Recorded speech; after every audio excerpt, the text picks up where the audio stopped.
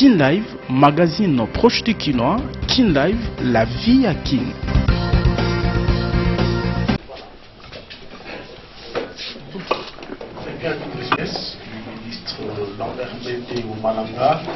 Porte-parole du gouvernement solo na RTNC 2 petu kena kutala inki mutela kena kokota bantu metela masambo na kuyamba yandi mbuda metela manatwala yandi ina tazaba inki mutindu. Invoquer avec vous la dernière en date des vagues de libération de personnes bénéficiaires de la loi d'amnistie du 11 février 2014 qui continue donc ces vagues de libération, comme on l'avait dit, contrairement à certaines rumeurs qui avaient été répandues ici et là, le gouvernement, à travers le ministère de la Justice, continue à faire droit aux requêtes des Congolaises et des Congolais qui sont éligibles au bénéfice de la loi d'amnistie de février 2014. Il suffit d'avoir rempli l'acte d'engagement, d'être dans un des cas prévus par la loi pour pouvoir bénéficier de l'amnistie et d'avoir rempli l'acte d'engagement avant le 11 août 2014. Nous l'avons dit, l'acte d'engagement peut être arrivé après cette date, mais dès lors qu'il a été rempli avant, il doit être traité par Madame le ministre de la Justice. Ceci donc n'est pas la dernière liste de personnes bénéficiaires de l'amnistie, parce que les actes d'engagement arrivent au fur et à mesure de l'éloignement des lieux ou des facilités de transfert vers Kinshasa de ces documents. Ceux donc qui, au sein soit du barreau, soit au sein des ONG spécialisées dans les droits de l'homme, soit même dans les médias, ou même de bouche à oreille, avaient pris l'habitude de s'aimer, cultiver l'impatience, le désespoir chez nos compatriotes concernés, étaient donc à côté de la plaque. Je vous donne donc la liste de ces personnes bénéficiaires de la loi d'amnistie et qui vont être libérées à partir de cet après-midi. Sont 272 en tout, la plupart d'entre eux membres de l'ex-mouvement M23. D'abord, il y a le groupe des éléments ex-M23 qui se trouve en Ouganda. Nous donnons lecture des noms pour mettre les bénéficiaires à l'abri de toute manipulation, à l'abri de toute mauvaise exécution. Lieutenant-colonel Mambwe Kandolo Mundus, capitaine Bahati Kasongo Jean-Paul, capitaine Barakengera Birakaburura David, major Boussoka Abia Socrate, adjudant-chef Kasereka Isaac, sergent Simba Peter, sergent Mibenge Jacques, capitaine Irademe Chamugisha Euclude, sergent-major Mouindo Kisirani Justin, adjudant-chef Bisenge Chigora Alain, adjudant Biribindi Manyanga Roger, adjudant-chef Garambe Kisembo, sergent-major Kamberi Makutano Jérôme, adjudant-chef Katembo Siminyoa François, sergent Amouriboura Jean, soldat de première classe Mibambwe Bourou Garçon, Madame Zigachane Muzungu Emerance, adjudant-chef Zitonda Safari Ezekiel, Monsieur Tambwe Kasengu Fiston, Madame Safari Toto Francine, Monsieur Kaambu Vivuya Ushindi, Capitaine Kingi Muhima, Monsieur Batabishi Mugemuzi Fanu, Caporal Safari Eusha Justin, Capitaine Bazirake Ngango Jean-Paul, adjudant-chef Bonane Bourouzou Sabato, capitaine Kambale Tsongo Delphin, capitaine Bahati Célestin, lieutenant Baraka Nyazi Senga Innocent, caporal Kizazwena Alfani, caporal Bamazi Missi Abdul James, capitaine Kachuva Mbiu, sergent Paluku Mugunga Eli, adjudant Nino Kourou Kalira Ismaili, adjudant Ngoy Kabange Rodrigue, adjudant-chef Kakule Siriwayo Augustin, caporal Ramazani Banyungu, caporal Bissi Mwasebondo, lieutenant Mouragizi Samson Justin, lieutenant Mugabo Songa,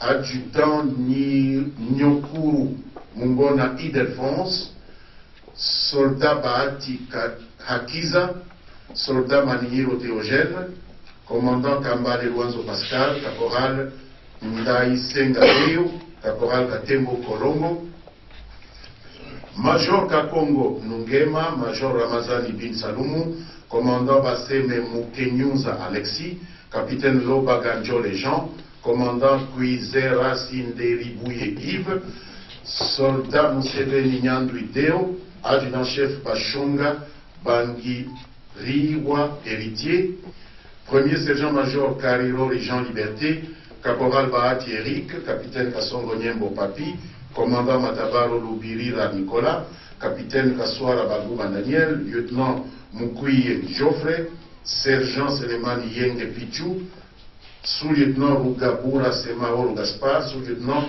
Louayo Désiré, adjudant-chef Sakatumba Tambwe, sergent-major Kakule Kitsali Filemon, capitaine Banoï Sanguza, adjudant-chef Chichumbi Jackson, capitaine Kivava Walaka Zéphirin, commandant Paluku Katokolio Gislin, capitaine Mbei Mangoubou Fiston, sous-lieutenant Kundimana Willy, premier sergent-major Kalonda Emery, premier sergent-major Nyakana Fokas, commandant Katembo Mouliato, caporal Essenge Motosi Agent, sergent Fataki Wengo Fidel, lieutenant-colonel Djela Chaiman Ali Félix, caporal Kadjibouani Jean-Claude, lieutenant Kalenga Liona Gabi, commandant Kanane Koubiri Toussaint, major Chabani Emile, major Ngoa Malanda Willy, capitaine Kasikile Emedi alias Ankol Gigi, adjudant-chef Kalemire Chiremde Patrick, Ngira Bakunzi Paul, premier sergent-major Irakunda Théoneste, sergent d'Atikire Herman, caporal Karene Bosco Lucien Antoine, monsieur Erika Wendo Jean, monsieur Vena Tamou. Les gens sachent prendre les choses telles qu'elles sont. Nous avons une initiative institutionnelle parlant de révision constitutionnelle. Puis nous avons les différentes réflexions qui sont faites contre, qui sont faites pour. Mais je pense que la révision sera celle que le peuple décidera dans l'urne, lorsque viendra le moment du référendum, si c'est un référendum, ou à travers ses représentants, si ça se passe au niveau des majorités qualifiées du Parlement, Assemblée nationale et Sénat. Mais avant cela, on ne peut pas prendre le commentaire d'une personnalité, d'une formation politique prise individuellement et l'opposer aux institutions que nous sommes. Moi, je ne peux pas vous répondre des commentaires qu'une personne a faits, alors que je vous parle au nom du gouvernement. Moi, je ne peux vous parler que de l'initiative que le gouvernement a prise, que je défends, qui s'inscrit dans le droit fil de la Constitution. C'est une révision constitutionnelle. Le gouvernement n'a jamais présenté à l'Assemblée nationale un texte d'une nouvelle Constitution. Le gouvernement a parlé de révision de telle autre disposition de la Constitution. Le vaillant officier de ces forces de défense en la personne du général Jean-Lucien Baouma Ambamba, le vice-premier ministre et ministre de la Défense nationale l'a annoncé à la nation il y a quelques jours. Le général Baouma commandait la 8e brigade des forces armées de la République, basée dans la province du Nord Kivu. Il est décédé à l'âge de 57 ans, des suites d'un accident cardiovasculaire dans la nuit du samedi 30 août au dimanche 31 août 2014 dans une clinique de l'hôpital militaire de Pretoria en Afrique du Sud, un peu après minuit. Le malaise qui vient de coûter la vie au général Baouma est intervenu en plein exercice de ses fonctions et au moment où il était en train d'intervenir dans une réunion mixte FARDC-UPDF, donc l'armée ougandaise, à KCC en Ouganda, dans le cadre de la réévaluation de la situation de sécurité aux frontières communes, situation perturbée, comme vous le savez, par la milice terroriste ADF. C'est de KCC qu'il a été transféré à Kampala, d'où le gouvernement congolais, sur instance du président de la République, l'a immédiatement évacué vers Pretoria, où nous avons enregistré cette fin fatale. Ce Ce triste événement est pénible. Pénible pour les forces armées de la République démocratique du Congo. Pénible également pour l'ensemble de l'État congolais, qui a investi énormément dans le processus de la montée en puissance de ses forces armées. Un processus au sein duquel le défunt général Baouma a joué un rôle tout à fait particulier, notamment lors de l'engagement de nos forces armées dans les opérations Pomme-Orange contre le M23 et Soukola contre les terroristes ougandais des ADF. La République démocratique du Congo est éprouvée, elle est éplorée, mais elle doit continuer à demeurer soudée. Elle doit rester digne dans cette épreuve. On comprend que, intervenant à peine 8 mois seulement après l'attentat mortel qui nous a fait perdre un autre vaillant cadre de nos forces armées, en la personne du général de brigade Mamadou Ndala, la mort du général-major Baouma puisse susciter de l'inquiétude. Pour le gouvernement de la République, il ne faut pas que l'inquiétude et la consternation consécutives à ce grand malheur et qui sont dans l'ordre naturel des choses en arrivent à nous faire perdre la raison. Aucune adversité, aucune mauvaise fortune n'est à l'heure actuelle de nature à compromettre les capacités de nos forces de défense et leur volonté d'en finir avec les groupes armés, aussi bien étrangers que nationaux, qui endeuillent notre pays. L'opération Soukola 1, qui vient de perdre un talentueux commandant, va se poursuivre avec la même détermination. Un nouveau commandant a été désigné, il a été installé depuis avant-hier dans ses fonctions et il a reçu l'ordre de poursuivre avec la même détermination dont avait fait preuve de son vivant le général Baouma, l'action entreprise contre la... Le mois d'août a été caractérisé par la confirmation de la part du ministre de la Santé publique d'une épidémie de fièvre hémorragique à virus Ebola dans la province de l'Équateur, plus précisément dans le secteur de Djera, en territoire de Bwende, district de Chouapa. Il convient de signaler que c'est pour la 7e fois que cette épidémie apparaît en République démocratique du Congo au cours de ces 40 dernières années. Selon les données communiquées par notre collègue, le docteur Félix Kabange-Numbi, seul autorisé à fournir des statistiques relatives à Ebola, l'épicentre de cette épidémie se situe dans les localités de Bwende-Moké, Lokolia, Wachikengo et Lokula dans le secteur de Djera. Djera, à 1200 km de Kinshasa, à 600 km de Mbandaka, le chef-lieu de la province, est un secteur extrêmement enclavé. Et le ministre Kabange n'avait pu atteindre Djera qu'en parcourant plusieurs pistes à moto, puis à pied. Aussitôt le virus détecté, le président de la République, chef de l'État, avait convoqué des réunions de crise, mardi 19 et vendredi 22 août 2014, lesquelles ont abouti à la déclaration officielle de l'épidémie par le ministre de la Santé publique le 24 août. Des mesures appropriées ont été arrêtées dans le cadre du plan de contingence nationale mis en œuvre par le gouvernement de la République. Il est aussitôt apparu la nécessité de mobiliser d'importants moyens financiers hors budget, naturellement, en vue d'enrayer l'épidémie, en commençant par des efforts de la contenir dans le secteur de Djera.